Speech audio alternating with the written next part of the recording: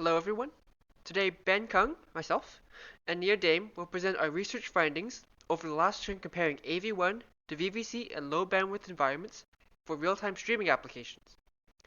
VVC is the latest video codec created by the Motion Picture Expert Group in association with the Joint Video Expert Team created back in 2020. It builds upon its predecessor HEVC and encapsulates most of the functionality while building upon it. MPEG has been responsible for most mainstream video codecs, and the video codec AVC, or H.264, is the most popular video codec in use today. AV1 was created in response by many of the big tech giants, such as Google, Netflix, and Apple, to have a powerful open-source video codec that's royalty-free. They wanted to remove the monopoly that MPEG had on the market, and companies had to pay royalties to use the video codec. They released AV1 back in 2018, built upon Google's own VP9. There has been a lot of research in the field comparing codec X to codec Y or Z, but due to the newness of AV1 and VVC, there has been very few comparisons made between them. One such comparison is the work by Angelic Katsuno et al. In 2020. They were the first researchers who compared AV1 to VVC. They found that VVC outperformed HEVC and AV1, given similar bit rates using the PSNR metrics. Another such work that corroborates these findings was the work by Andreas Panidis et al., who investigated the effects of VVC and AV1 in the medical environment. Related works for low bandwidth environments have been conducted by Janzus Klink in 2021, where he compared H.265, VP9, AV1, and H.264 in a constrained environment, where we found that AV1 outperformed all the other codecs using PSNR metrics. Building upon this research, we decided to test how effective these codecs are in a school environment. Back in 2020, when the world shut down, classes were forced online and teachers gave lectures over the internet to students spread out across the globe. However, there were many bumps along the way and many students experienced poor connections, especially in the beginning. I was one of these students. At the beginning of the pandemic, many members of my family were using the internet simultaneously for Zoom or similar applications, leading to very little bandwidth left for my machine to watch the lectures. During some parts of the lectures, the stream became so bad, I might as well take these off. Luckily, getting a stronger router and upgrading the bandwidth fixed the connection problem. To tie all of this back into our research, we want to see how the newest video codecs would be for teaching students if constrained by a low bandwidth environment.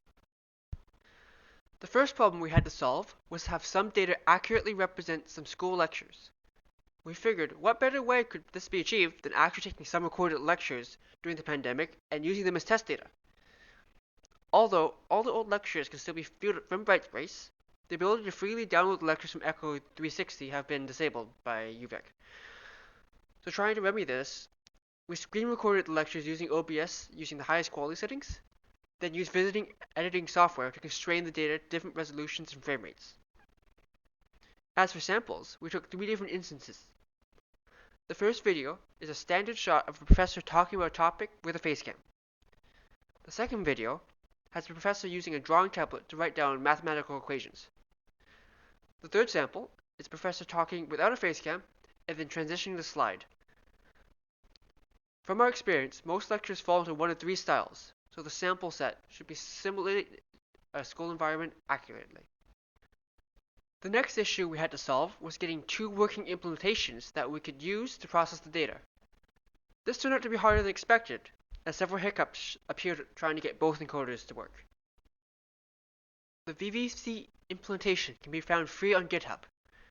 However, this encoder only takes a .yuv file as input. Fortunately, .yuv is not a commonly used video format by the public, and there's no online converters that we could use to convert from the browser. Therefore, we need to find some other way to convert our sample files into this format. Luckily, an online tool called ffmpeg can convert files to this format. Therefore, with some magic line, we can make our data compatible with the encoder. The second feature that we have to contend with was the output of the encoder. The encoder outputs as a bit stream, but cannot convert this bitstream to a common video format such as MP4 or AVI. Instead, it only outputs some stats, including the time to render, bitrate, in PSNR. It comes with several degrees of control, including 5 preset creation speeds, the ability to set the quantity ratio size or quantization parameter, and set the minimum and maximum bit rates. The AV1 implementation we are using is libaom. It's open source and we found on Google. However, after downloading the code from the source and trying to get the code to compile, it turned into a nightmare. Why, CMake, why? Google, fix your documentation. It's so difficult that every time we solve one error, a new error gets thrown. Furthermore, it only provides Linux machine commands, and both our machines were Windows, so we had to further change the commands to work for Windows machines. Luckily, Nia told me that there was another method to make libaom work using ffmpeg instead. Newer versions of ffmpeg have libaom built into the library. Luckily, after getting the VVC implementation to work, I already had ffmpeg installed, so getting it to run was a breeze. There were similar metrics as for VVC for degrees of control, including max and min bitrate, quantization parameters, and CPU processing speed. Luckily, this implementation outputs various common file formats, so we can run our tests on the output. Unfortunately, the only metrics that are outputted from this are the frame per second creation time and the average bitrate. However, we used some online software to extract the PSNR rates. Now that we had 2 working implementations, we need to figure out our test cases. Since we are testing a low bandwidth, our test samples will be rendered in 720p at 30 frames per second, 480p at 30 frames per second, and 360p at 24 frames per second.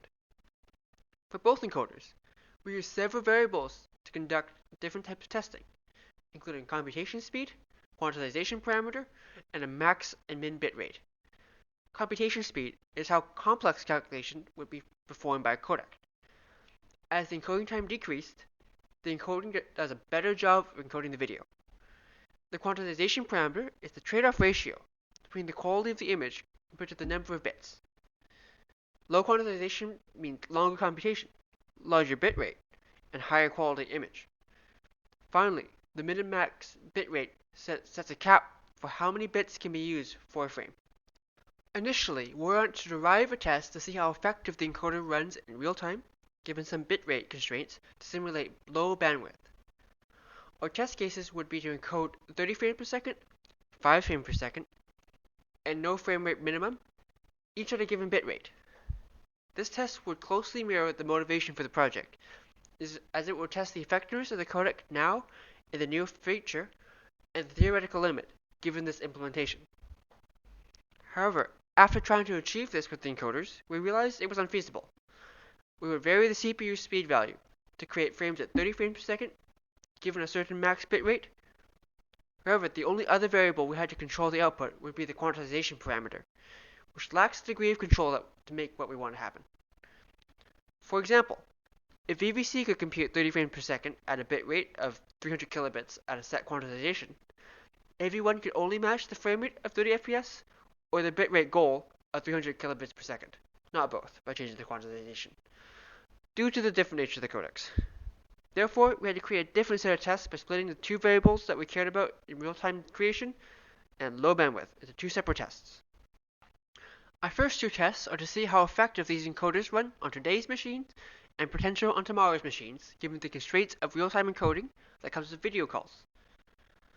To be used by today's machines, they need to generate frames at 30 frames per second, and for tomorrow's machines, we arbitrarily set a value to be encoded at least 5 frames per second. We set the CPU speed of the 2 codecs to be similar, then vary the quantization parameter to affect the frame rate generation speed. We then tinkered with the levels until the frame rate goal was achieved. We then compared the PSNR Y, U, and V levels to see how good an image can be produced given these time constraints. Our third test is to answer how effectively the encoders run in a low bandwidth environment.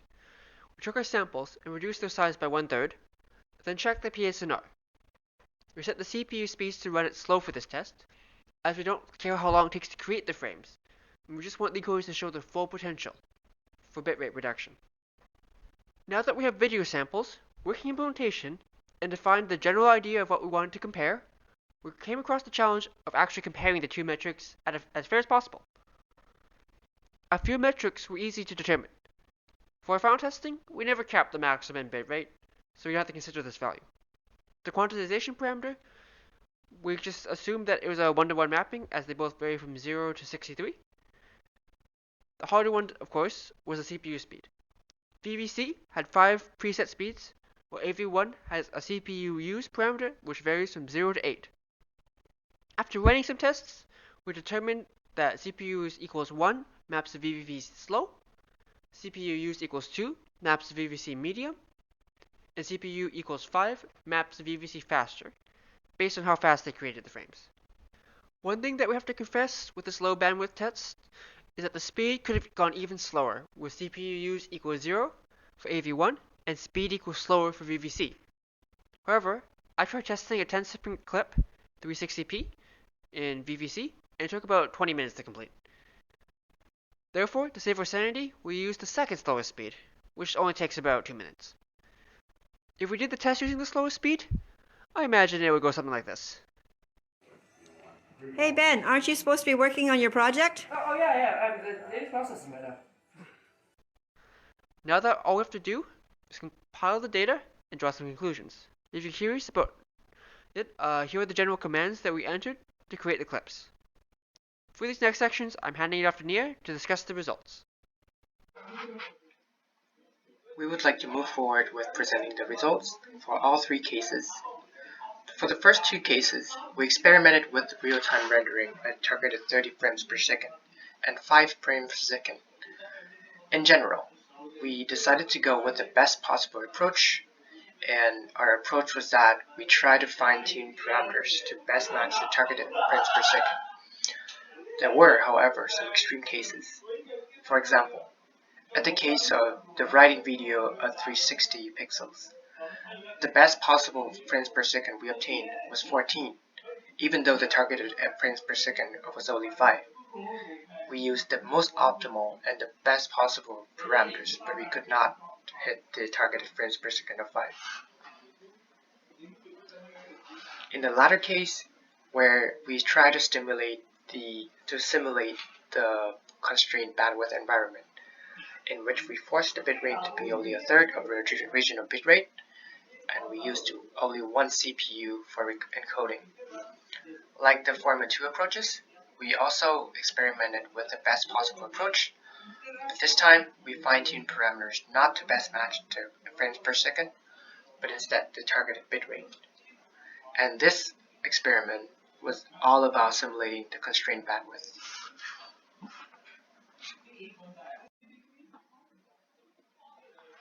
Here is the graph that shows the results of PSNR Y values in the case of real-time rendering at 30 frames per second for the writing video. In the graph, you can see that AV1 it's plotted in blue, and VVC is plotted in red or orange. Here is the graph that shows real-time rendering at 30 frames per second in the case of the transition video. And here's the graph of the face cam video. Again, AV1 is in blue, and VVC or H.266 is in red or orange. So in general, in this particular case, we concluded that in all 3 cases, it is very clear that VVC has dominated AV1 at the targeted bitrate, targeted frames per second of 30. We also observed that VVC or H.266 has consistently produced higher quality videos at all resolutions. In this case, we tried all 3 resolutions of 360 pixels, 480 pixels, and 720p.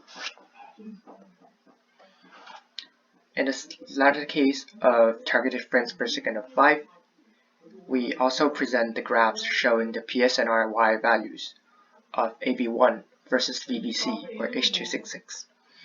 Again, this time, VVC is in red or orange, AV1 is in blue. And the first graph you're seeing here on the screen is in the case of the writing video. All 3 resolutions, similar to the facecam video and the transition videos, we tested this video sample at 360p, at 480p, and at 720p resolutions. Here is the case of the transition videos at targeted 5 frames per second. And here's the graph showing the PSNR values for the facecam video sample. Again, AV1 is in blue, VVC is in red. And on the y-axis, you can see the PSNR values are shown. For this case, we concluded that AV1 beats VVC in the majority of cases. But however, unlike the 30 frames per second case, at 360p and 480p resolutions, AV1 has shown a clear win against VVC, and that might lead to a predictor or a foreseeable conclusion that AV1 might indicate that it can be an ideal candidate for low bandwidth environments. But things does not stop there. We will show the last case where we simulated the constrained bandwidth. Like the two former cases, we also show the graph of the PSNR values on the y-axis and the corresponding resolutions of 360p, 480p, and 720p on the x-axis. We use the same color coding as before, where AV1 is in blue and VVC is in red or orange. And the first graph you're seeing here on screen is for the writing video. The second graph here is for the transition video. And for the third graph here is for the facecam video. Again, the PSNR values are shown on the y-axis, and the corresponding resolutions are shown on the x-axis. For this case, it's been clearly observed that AV1 has consistently beat VVC in all cases, in all resolutions, and in all video samples. But even though the results do not differ greatly, as you can see, the gap between the PSNR values of AV1 and VVC are not that big of a difference.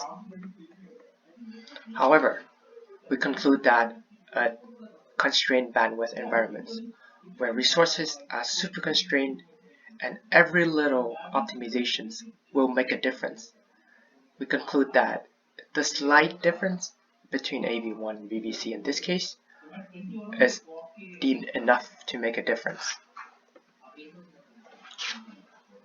We would like to move forward with discussing the limitations of our experiments, because there are a lot of variables in these experiments. We observed that to achieve frames per second, the actual frames per second, when we try to optimize and tune the parameters in the AV1 and VVC encoders, actually depends on computing resources. So in general, we observe that different system produces drastically different results. For example, I have two systems A and B. If A has significantly more computing resources than B, the results of that A produces, in which the targeted bitrate or the targeted frames per second observed or achieved, can be largely different from what B can produce. So in this particular experiment, AV1 encoding was tested on my system, which has a more limited computing power compared to Ben's system, and that's why the real-time rendering at 30 frames per second might not reflect the actual performance, because my system is severely more limited in terms of computing power compared to Ben's system. So Ben has decided to rerun several experiments on his faster system, and the results are actually quite different, and it might give AV1 an edge instead of VVC as discussed before. We came to a conclusion that AV1 beats VVC consistently in low bandwidth tests in the case of targeted frames per second of 5, and in the case of encoding with only one CPU to simulate the low bandwidth environment. However, VVC has its own strengths. In particular, it has an edge in environments with better resources. Also, VVC has better encoding speed than AV1, which might be ideal for a system with more computing resources, and where speed is the predominant factor determining the performance or the satisfaction of the system or the customers. However, our experiments target specifically at low bandwidth environment. So we conclude that AV1 remains the most ideal candidate for low bandwidth environment, even though VV1 is much newer than AV1. In fact, VV1 came 2 years later than AV1. VV1 came out in 2020 compared to AV1 came out in 2018. But for low bandwidth environment, AV1 remains to be a winner. So thank you for listening to our presentation. We'd like to welcome all of your feedbacks and have a good day.